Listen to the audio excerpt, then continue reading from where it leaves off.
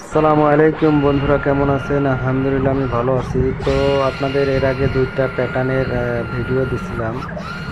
যে একটা দিছিলাম সাইজ অনুযায়ী প্যাটার্ন কাটা, আর একটা দিছিলাম সাইজ কাটার পরে মেজারমেন্টটা ঠিক করা।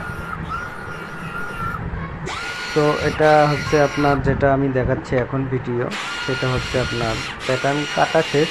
তবে এখন মোটর দ্বারা ফিনিশিং দেওয়া হচ্ছে। মোটর প্লাস হাতেও ফিনিশিং দেওয়া যায়, এটা ধারালো পেপার দ্বারা। আমরা যেটা ব্যবহার করি 120ও ইউজ করি, আবার 80 পেপারও ইউজ করি। তো আমরা এরপরে 80 পেপার দিয়ে ঘষা শুরু করবো। এই যে ঘষা শুরু হয়ে গেছে 80 পেপার দিয়ে। প্যাটার্নের কোথাও যদি কোনো খুঁত থাকে, সেটা এই পেপারের দ্বারা আর কি ফিনিশিং দেওয়া হয়।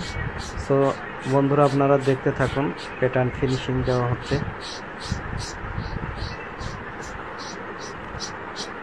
এটা বডির ভিতরে ঢুকাই দিয়ে তারপরে এই ধরনের পেপার দিয়েই আর কি, এই ধরনের না, এসে নর্মাল পেপার দিয়ে বডির উপরে ঘষলেই আর কি ওই দাগ বা ডিজাইনটা হয়ে যায়।